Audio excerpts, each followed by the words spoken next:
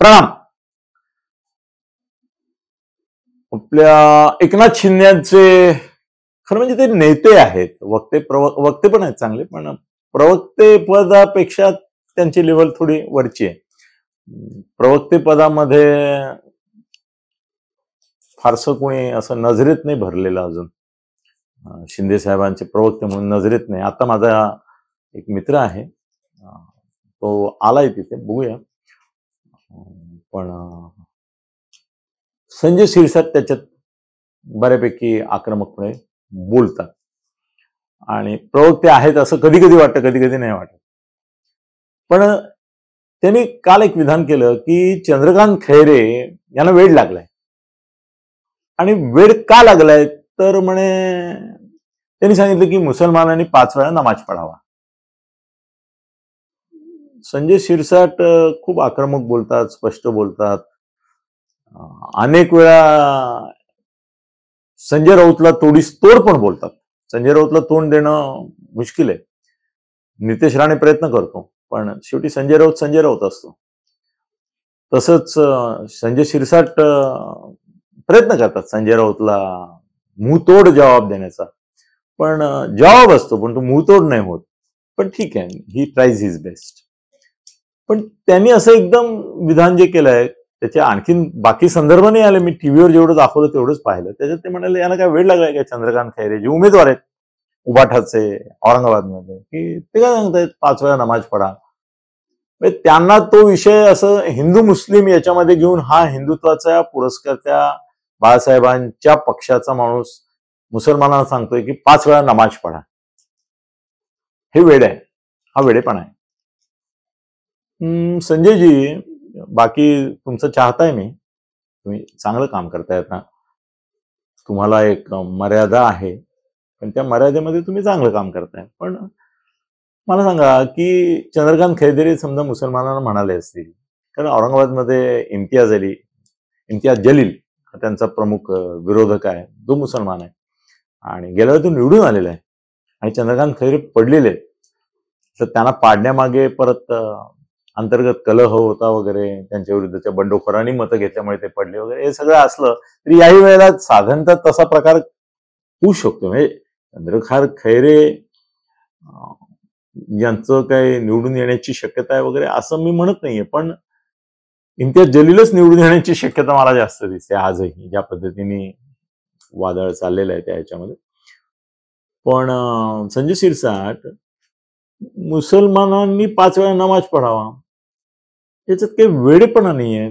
ते मुसलमान यांना मतदारांना सांगितलं त्यांनी की तुम्ही तुमच्या धर्माशी एकनिष्ठ राहा, तुम्ही तुमच्या धर्माची जी आचारसंहिता आहे त्याचं पालन करा, त्याच्यामध्ये 5 वेळा नमाज पढणं येतं.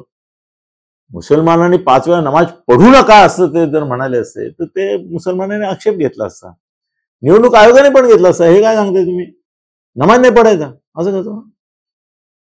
हिंदूंनी मंदिरात जाणं, आरती करणं, पूजा अर्चा करणं, भजन पूजन करणं, कीर्तन करणं, संकीर्तन करणं, प्रवचन ऐकणं, या सगळ्या गोष्टी हिंदूंच्या बाबतीमध्ये जितक्या स्वाभाविक आहेत, धार्मिक आहेत, आध्यात्मिक आहेत, तितकंच 5 वेळा नमाज पडणं हे मुसलमानांच्या बाबतीमध्ये त्यांच्या धार्मिक श्रद्धा आणि निष्ठांचा भाग आहे.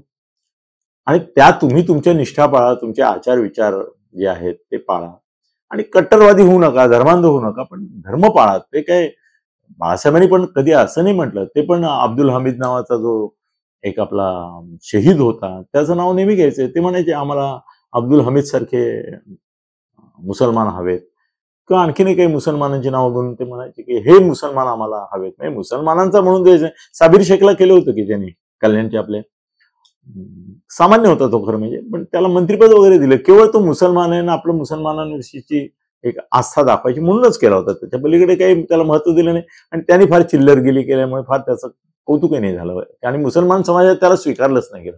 हे गंमत असते की आपला हुसेन दलवाई काँग्रेसतर्फे मुसलमान म्हणून खासदार झाला राज्यसभेचा, आता निवृत्त झाला मला वाटतं.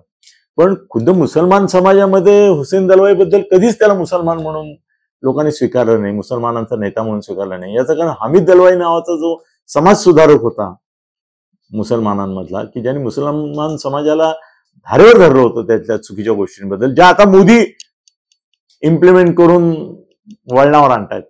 ते सगळं हमीद दलवाईने पहिल्यांदा मला त्याचा हा भाऊ आहे हे लोक विसरले नाही मुसलमान, त्याने त्याला कधी ऍक्सेप्ट केला नाही. मुसलमानांचंही आता जसं प्रकाश आंबेडकर सोडलं तर असं, आणि प्रकाश आंबेडकरला पण मतं नाही मिळत हे लक्षात ठेवा, टक्केवारी खूप कमी आहे, 5-6% आहे. पण ठीक आहे, निदान दलितांचा तो नेता म्हणून काही प्रमाणात तरी देशभर माहिती आहे, मायावती माहिती आहे. पण मुसलमानांचा ओवेसी सोडला तर दुसरा नेता नाहीये देशामध्ये कुठला. इथे पण पुष्कळांना प्रमोट करायचे प्रयत्न केले, पण एका मर्यादेपलीकडे ते झाले नाही, केले गेले नाही. सांगायची गोष्ट अशी की चंद्रकांत खैरे बोलले, याच्यात मला काही गैर वाटलं नाही. तुम्ही तुमच्या धर्माचं पालन करा असं त्यांनी सांगितलं. ते हिंदू मतदारसंघात गेले असते तर ते असंही म्हणतील की हिंदुत्व हा आपल्या बाळासाहेबांचा आत्मा आहे, गर्व से कहो हम हिंदू आहे असं म्हणणारे बाळासाहेबांचा मी उमेदवार आहे असंही ते सांगतील.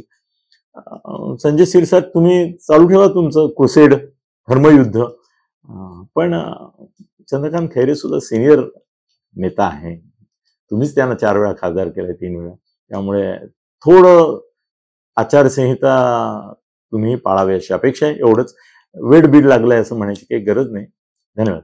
खळबळजनक गौप्यस्फोट म्हणजेच YouTube चॅनल अनिल थत्ते गगनभेदी. खळबळजनक गौप्यस्फोट म्हणजेच YouTube चॅनल अनिल थत्ते गगनभेदी.